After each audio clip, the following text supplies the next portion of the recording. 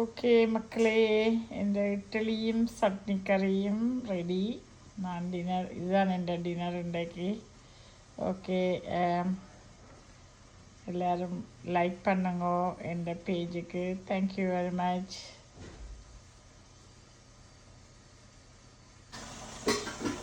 பார்த்தீங்களா, இட்லியும் சட்னியும் இன்றைக்கு இந்த டின்னர். ஓ ஹாய் ஆல், எல்லோரும் எப்படி இருக்கிறீங்க? இன்றைக்கு நான் ரவை செய்ய போகிறேன். ரவையில் இட்லி செய்ய போகிறேன். சாரி, இந்த நான் நார்மலாக உளுந்து ஒரு சுண்டு உளுந்துக்கு 2.5 சுண்டு ரவையில் தான் செய்கிறேன். நான் 2.5 சுண்டு ரவை போட்டு நீங்கள் ரவையை நல்லா ஸ்டீம் பண்ணிவிட்டு ஆற விட்டுட்டு உளுந்த நல்ல இது மாதிரி அடியுங்கோ.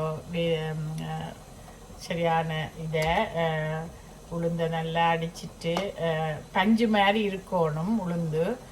உளுந்தோட ஒரு 1.5 கரண்டி வெந்தயம் போட்டு ஊற வச்சுட்டு அதை அடிச்சிட்டு ரவையை அவிச்சிட்டு ஆற வச்சு போட்டு உப்பும் போட்டு குழச்சி அடித்து வச்சிருக்கிறேன். இந்த பதத்தில் இருக்கணும் ரவை இட்லிமா. நீங்கள் பார்த்தீங்கன்னா தெரியும், இந்த பதத்தில் இருக்கணும். ஓகே, வாங்க. இந்த இட்லியும் நான் ஒரு சட்னி இப்போ வித்தியாசமான முறையில் ஒரு சட்னி ப்ரிப்பேர் பண்ணுறேன். அதையும் எப்படி செய்கிறேன்னு பாருங்க.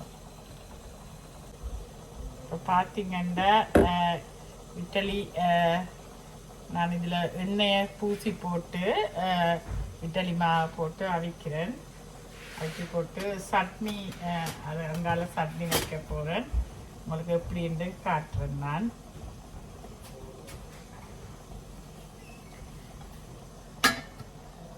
கனநாளை பிறகு நான் இட்லி செய்கிறேன்.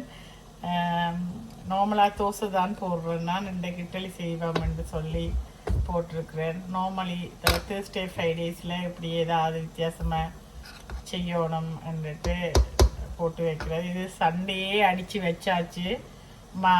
நான் அடித்து வச்சுட்டு அப்புறம் உளுந்தை அடித்து வச்சுட்டு அப்புறம் நேற்று அதை ரவையை வச்சுட்டு மிக்ஸ் பண்ணி வெளியில் ஒரு 12 hours வச்சேன்னா. ஏன்னா இங்கே வின்டர் தானே, அப்போ சரியான குளிர் இருந்தபடியாக புளிக்காது. எனக்கு ஈஸ்டர்கள் போட விருப்பம் இல்லை. அப்போ கொஞ்சம் வெளியே அடித்து வச்சிங்கன்னா புளிச்சிடும். அப்போ இந்த இட்லி செய்துட்டு ஒரு சட்னி மேக் பண்ண போகிறேன். அது எப்படின்றதை பாருங்க. இப்போ வாங்கோ, எப்படி நான் ஒரு வித்தியாசமான சட்னி மேக் பண்ண போகிறேன். அப்போ அதை எப்படி மேக் பண்ணுறேன்னு உங்களுக்கு காட்டுறேன்.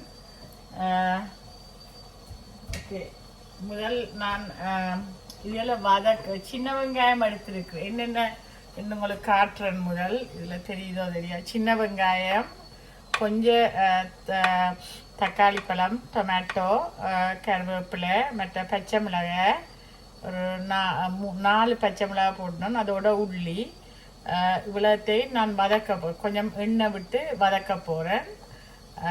அதோட ஒரு இந்த பச்சை மிளகாயோட ஒரு 5-6 செத்தலும் ரெட் சில்லியும் போடுறேன்.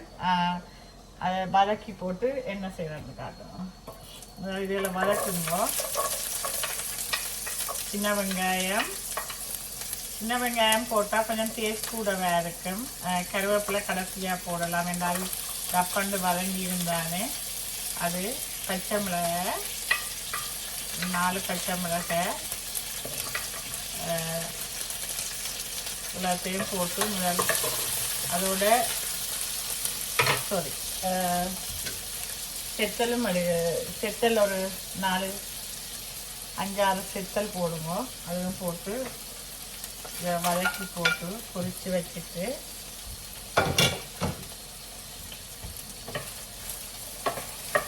கொஞ்சம் நல்லா கருக விடக்கூடாது. கொஞ்சம் இதாக வதக்குங்க. ஏன் இதை வதக்குறேன்னா அந்த பச்சைத்தன்மை போடுறதுக்காக. வெங்காயம் பூவும் பண்ணும் தெரியுதா? வெங்காயம்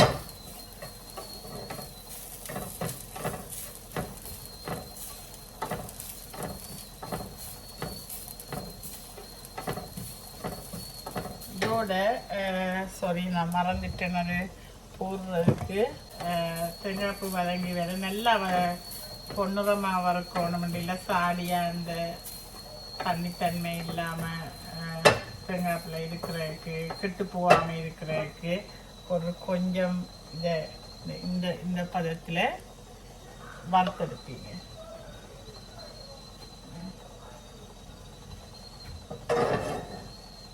எப்படி நீ அடித்து போட்டு தாளித்து கொட்டணும், அவ்வளோதான்.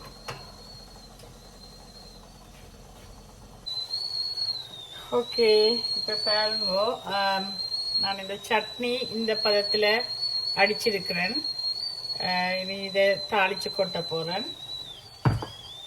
தாளித்து கொட்டுவேன், அவ்வளோதான். இதை தந்தி போட்டு கொஞ்சம் கடுகு கடிஞ்சிரம் போட்டு நான் அதுக்குள்ள வெங்காயம் போட்டு எல்லாம் வதக்கினது தானே, திருப்பி வெங்காயம் வதக்கிஇல்லை.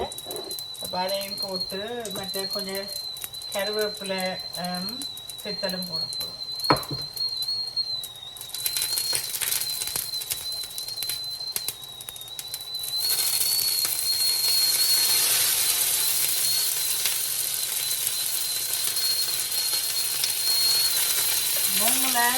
நான் இது ஒரு மெட்ராஸ் முறைப்படி தான் செய்தேன். இட்டலிக்கு வந்து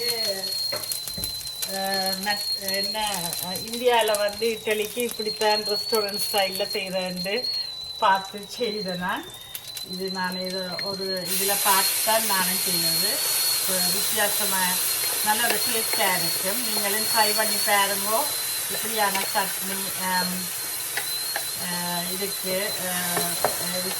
இட்டலியோ தோசைக்கும் செய்யலாம். இப்படி செய்தால் கொஞ்சம் வித்தியாசமாக இருக்கும்.